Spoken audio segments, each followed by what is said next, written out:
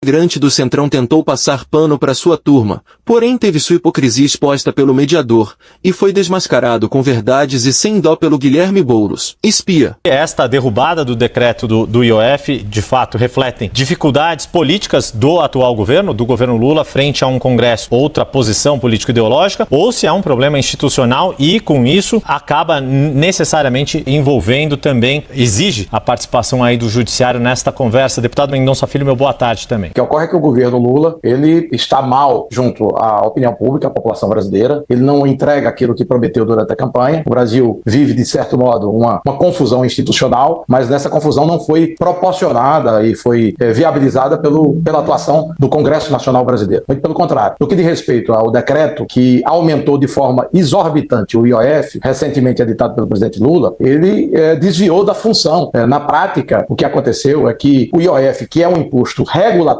se transformou, a partir da decisão do presidente Lula, num imposto arrecadatório. Ou seja, o objetivo do governo Lula é tão somente arrecadar e arrecadar e arrecadar. Cobrar mais impostos sobre aquele que trabalha e aquele que produz. Eles não acreditam em equilíbrio fiscal. Tanto é que, ano passado, nós batemos recorde de arrecadação e, mesmo assim, a despesa segue subindo. Isso é o retrato da incompetência do governo petista na economia, com reflexos graves na vida do trabalhador, do pequeno e médio empreendedor. Não é responsabilidade do Congresso. Em 2017, houve o aumento da alíquota do CID sobre os combustíveis para preservar receitas. Na época, havia um déficit fiscal de 139 bilhões de reais. Naquele momento, não houve contestação por parte dos parlamentares. Eu queria que o senhor explicasse por que agora a situação é diferente do que aconteceu em 2017.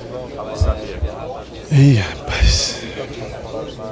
Eu acho que essa tua pergunta é muito ilustrativa. Aliás, o Mendonça era ministro do governo do Temer em 2017, que aumentou a CID. E, da mesma forma, o governo Bolsonaro aumentou a alíquota de IOF mais de uma vez por decreto ao longo dos seus 4 anos de governo e não houve contestação. É aí que você vê que tem 2 pesos e 2 medidas. Mendonça é um parlamentar experiente. Ele sabe muito bem que a prerrogativa sobre a alíquota de IOF é do Executivo, que, portanto, não houve nenhuma tomada de prerrogativa do Poder Legislativo. Sabe qual é o pano de fundo, Pedro? O pano de fundo é o seguinte: tem um debate sobre corte de gastos, sobre quem vai pagar a conta. O presidente Lula tem uma escolha política, e ele foi eleito por isso, pela maioria do povo brasileiro, que é a escolha de fazer com que os mais pobres e os trabalhadores não paguem a conta, que quem pague a conta seja o andar de cima. Foi por isso que ele propôs, por exemplo, isenção de imposto de renda, 0 de imposto de renda para quem ganha até 5 mil reais, e cobrar pela primeira vez imposto sobre lucros e dividendos, que os Estados Unidos cobram, que todos os países europeus cobram, de 10%, uma taxa bem abaixo da internacional para quem ganha mais de 50 mil. É justo. Quem tem mais, pague mais, e quem tem menos não paga. Pergunta se o Lira apresentou um relatório. Eu espero que o Mendonça vote a favor. Agora, pergunta se a direita está a favor desse projeto do Lula. Dizem que quer taxar, pelo contrário. O Lula quer isentar 85% da população brasileira de imposto de renda. E o Congresso está sentado em cima. Querem cobrar responsabilidade fiscal? Por que não abrem mão de emenda parlamentar? Vamos abrir mão de emenda de bancada, de emenda de comissão. Vamos reduzir, acabar com a impositividade das emendas, que foi a ação que nós entramos no Supremo Tribunal Federal. Não topam. Por que não topa discutir super salário? Eu apresentei um PL no fim do ano passado para acabar com super salários acima do teto constitucional da elite, do judiciário, do Ministério Público e dos militares. Pergunta se foi para frente. Não foi. Pergunta se o vendedor da praia que o Mendonça estava falando tem isenção fiscal. Ou se é o grande do agronegócio. Ou se é as grandes corporações, inclusive multinacionais. O Lula propôs acabar com a isenção fiscal. O Congresso derrubou. Foi ano passado. 860 bilhões de setores que simplesmente não pagam imposto. Se qualquer um que está assistindo a gente deixar de pagar o IPVA, a polícia para o carro e leva para o pátio. Agora, se o dono do Itaú, do Bradesco, ou de uma grande corporação, ou da Friboi, não pagar imposto, ele recebe isenção e está tudo bem. Esse é o Brasil que a gente quer? O problema é que nós temos um Congresso, e é ilógico, o Congresso é legitimamente eleito, assim como o presidente da República. Só que ele é eleito para legislar. E o que está acontecendo é que o Congresso está querendo executar. E a farra das emendas parlamentares é a maior expressão disso. Hoje, uma parte expressiva da capacidade de investimento do governo brasileiro está comprometida com política clientelista de emenda parlamentar, que tira a capacidade do Estado de planejar a política pública de maneira equilibrada e equitativa, que diminui a qualidade dos gastos públicos. Aliás, saiu agora, foi ontem ou anteontem, um deputado que gastou emenda parlamentar para asfaltar a rua num condomínio de luxo aqui em São Paulo, onde tem um castelo. É isso, é daí para baixo. Quantos escândalos a gente não viu de emenda parlamentar? Então, gente, vamos falar o português claro. Aqui não é um debate de técnica contra ideologia, é um debate de posições políticas diferentes. O Lula quer que o andar de cima pague a conta, que o rico entre no imposto de renda.